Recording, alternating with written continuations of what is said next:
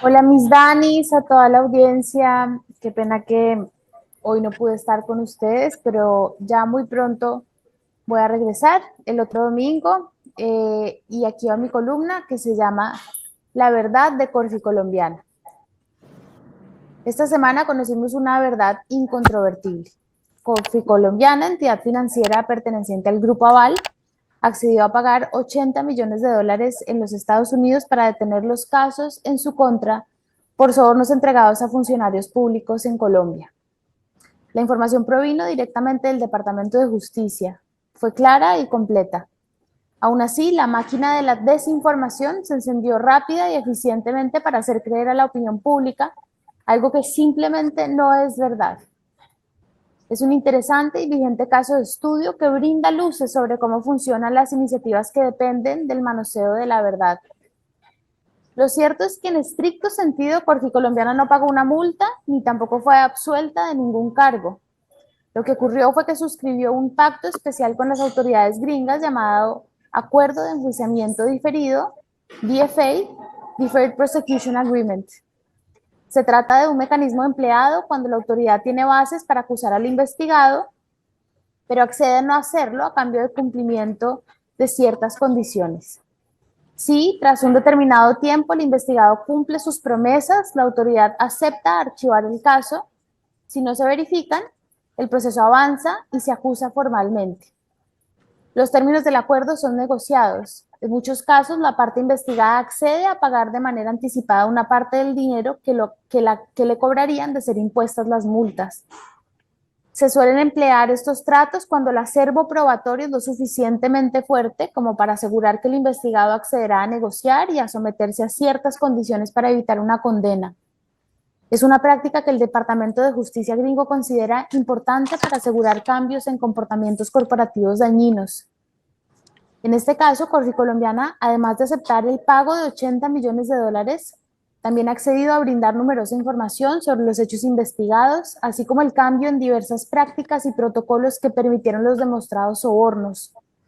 También es evidente que la negociación protegió al Grupo Aval, el cual claramente decidió sacrificar a Corfi Colombiana para evitar que los reflectores se posaran sobre los más altos niveles de la estructura.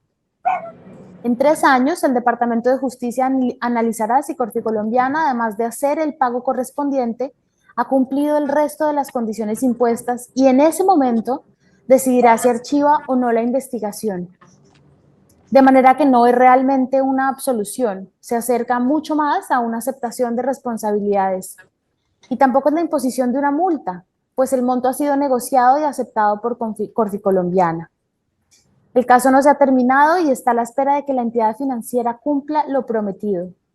Lo que sí es cierto es que sobre el Grupo Aval y Corfi Colombiana descansan suficientes pruebas de corrupción como para hacerlos torcer el brazo, pagar una altísima cantidad de dinero y comprometerse con condiciones difíciles para evitar acusaciones penales y administrativas. Claro, la explicación de toda esta minucia jurídica se presta fácilmente para el enrevesamiento de hechos. Por eso algunas personas salieron rápidamente a calificar de absolución lo que no es. Varios alzaron los brazos en señal de victoria. Políticos buscando futuras financiaciones, lavadores de caras y criaturas semejantes. También algo de gente desinformada que no tiene el tiempo o el interés para averiguar qué fue lo que en realidad ocurrió. Y en semejantes condiciones, un asunto técnico que no es de fácil comprensión, poderosísimos intereses en juego, relacionistas públicos que viven del acomodo de la verdad y la premura de la noticia en redes sociales derivan en el escenario perfecto para consolidar hechos ficticios. Este es el libreto que se repite en tantos asuntos de interés público: el manoseo de los hechos, el aprovechamiento de los temas confusos para absolver y condenar arbitrariamente. Una nueva y peligrosa tendencia en el mundo de la información que vimos desenvolverse en vivo esta semana. En este caso se trata de la imagen pública de un poderoso conglomerado económico, pero cuando se emplea para otras materias, como por ejemplo el cambio climático o las elecciones, los resultados pueden ser devastadores. Detener esas falsedades con ropaje de verdad requerirá de un enorme compromiso del periodismo como industria, pero ante todo como actividad de interés público. También de las audiencias, que deberán estar preparadas para entender asuntos complejos y dudar de quienes busquen confundirlas. Esa es mi columna. Los extraño un montón. Nos vemos el próximo domingo. Gracias por la paciencia. Un besito. Chao. Muy bien, Ana. Pues planteando aquí un tema de mucho interés que tiene que ver con el hecho cierto de que autoridades americanas están documentando la corrupción de Corfi Colombiana. Y además hay un tema que como para integrarlo, me parece importante. Hoy María Jimena Duzán escribe el artículo de portada de la revista Cambio, en donde dice que en el acuerdo de procesamiento diferido que firmó Corfi Colombiana con el Departamento de Justicia, está claro que hubo un pago de otro soborno por 3,4 millones de dólares a un alto funcionario del gobierno de Juan Manuel Santos. Ese alto funcionario es mencionado en los papeles sellados del procesamiento diferido como el funcionario colombiano 3. Es lo que cuenta María Jimena Duzán. De verdad les recomiendo leer este artículo de ella porque es bastante ilustrativo y novedoso y, digamos, puede abrir un nuevo filón de esta noticia. ¿Cómo lo recibiste, Daniel Samper Pizano? Primero que todo, con mucha inquietud por saber, más que inquietud, curiosidad malsana, por saber quién es el funcionario número 3 o qué perfil podría tener ese funcionario. Me parece absolutamente clave en todo esto. Y antes de seguir, quiero decir que nunca estuve de acuerdo, y lo dije públicamente cuando el tiempo se vendió a la organización naval, no estuve de acuerdo y voté en contra, mi poquita influencia de que eso ocurriera así, porque el apoderamiento de los medios por parte de los grandes capitales ha sido una tragedia enorme para la prensa. Bueno, dicho eso, a ver, ¿qué creen ustedes? ¿Quién puede ser el funcionario número 3, Daniel? Para hacer una contextualización, porque hay personas que pueden no saberlo, Daniel Samper Pizano, además de ser uno de los periodistas más destacados de Colombia y de la historia del periódico El Tiempo, era accionista del periódico, era pequeño accionista del periódico y ejerció su voto para decir que no se le vendiera a Sarmiento. Obviamente, pues no tenía la posibilidad de hacer mayoría en ese propósito. Entonces, ¿qué piensas, Daniel Samper Ospina? Sí, yo quisiera como que alguien nos contextualizara de golpe, tú, Dani, del papel de Néstor Humberto Martínez en todo esto, que siempre sale a bailar de forma lateral. Lo que entiendo es que él era abogado del Grupo Sarmiento, incluso en el caso de Odebrecht, antes de ser fiscal, y después, a pesar de esa inhabilidad, o más bien gracias a ella, termina siendo fiscal, ¿no es verdad? Y también me gustaría contextualizar muy rápidamente con el asunto de la muerte de Pizano, que fue familiar acá de Daniel Samper Pizano y por ende mía. Sí, varias cosas.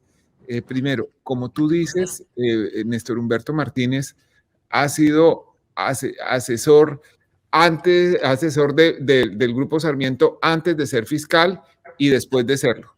Algunos dicen que, bueno, él en esa condición y siendo fiscal, recibió informaciones directas del doctor Jorge Enrique Pizano, que era un ingeniero que actuaba como controlador del contrato de la Ruta del Sol.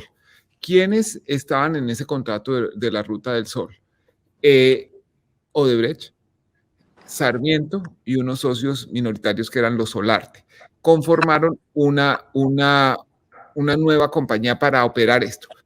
Sarmiento estaba a través de Corfi Colombiana y Corfi Colombiana tenía un presidente que era José Elías Melo. Hasta ahora, digamos, lo que ha sucedido es que José Elías Melo ha sido el privado, condenado a una pena por este tema de los sobornos de Odebrecht. De otro lado, el más grande de los públicos ha sido el viceministro de Transporte del gobierno Uribe. Lo que sale nuevo a relucir es que en el año 2014 hubo una reunión del señor Eleuberto Martorelli de Odebrecht, de alguien de Corfi Colombiana que podría ser José Elías Melo, y de un funcionario público que pertenecía al gobierno Santos, que en esos papeles aparece como el Colombian Official Tree, y esa persona supuestamente recibió 3.4 millones de dólares como un soborno. Eso es parte del compromiso que firma el Grupo Aval y Corfi Colombiana con la justicia de Estados Unidos. Ahora, muchos se preguntan por qué la justicia de Estados Unidos está metida en esto. Por dos razones. Porque el Grupo Aval cotiza en la Bolsa de Nueva York y en esa medida está sometido al control de la Comisión de Valores de Estados Unidos, la SEC. Y al cotizar y estar vigilado por la SEC, tiene que cumplir con las leyes de Estados Unidos, incluyendo la ley que prohíbe las prácticas corruptas en el exterior, en el extranjero. Esa norma se llama la FCPA en Estados Unidos. Tanto la Comisión de Valores Americana, la SEC, como el Departamento de Justicia produjeron comunicados explicando las medidas, pero fueron hábilmente volteados en Colombia por un trabajo de relaciones públicas que se conoce como el de los spin doctors, presentando como si fuera un premio al Grupo Sarmiento. Ustedes, ciudadanos, tienen el derecho a saber la verdad. Y trabajos como el de Ana Bejarano y como el de María Jimena Duzán contribuyen mucho a que sepamos realmente lo que pasó. Yo tengo un recuerdo ahí que de pronto puede servir. Señor. El día del debate de Odebrecht en el Congreso, en el Senado, que lo hicieron hoy mi contrincante Jorge Robledo con Gustavo Petro, precisamente, porque es que me causa curiosidad esa cifra y podría tener razón. En el momento en que ellos estaban poniendo contra las cuerdas a Néstor Humberto Martínez, que estaba ahí en el púlpito, le estaban haciendo el reclamo de un contrato de estabilidad jurídica que había hecho Odebrecht y por el que había pagado 4 millones de dólares de soborno. Estos contratos de estabilidad jurídica, si no estoy mal, lo lograron en ese gobierno de Santos. ¿Y de qué se trataba? Que cuando estas empresas obtienen tantas gabelas tributarias de ciertos gobiernos para poderlas blindar hacia el futuro, entonces ellos hacen unos contratos de estabilidad jurídica que dicen ningún gobierno, o sea, puede llegar otro presidente de otras características, no puede dañar este contrato ni dañar estas cláusulas y se blindan con el contrato de estabilidad jurídica. Y la denuncia que estaban haciendo ahí en el momento Robledo y Petro era que habían pagado 4 millones de dólares por ese contrato de estabilidad jurídica cuando el abogado era Néstor Humberto Martínez, el abogado de Odebrecht, del grupo de Corfi Colombiana. Entonces, me causa curiosidad porque es muy cercana a esta cifra de los 3,5 millones de dólares de la que está hablando la columna, de la que habla Ana, que podría ser la misma. Bueno, es de verdad llamativo y creo que es un tema que nos va a ocupar mucho tiempo, que no es un tema que esté cerrado como se ha querido presentar en Colombia, sino que es un tema dinámico que puede seguir dando información y en donde la responsabilidad de lo que pasó con esta empresa multinacional corrupta no se puede limitar, no se puede quedar en un viceministro.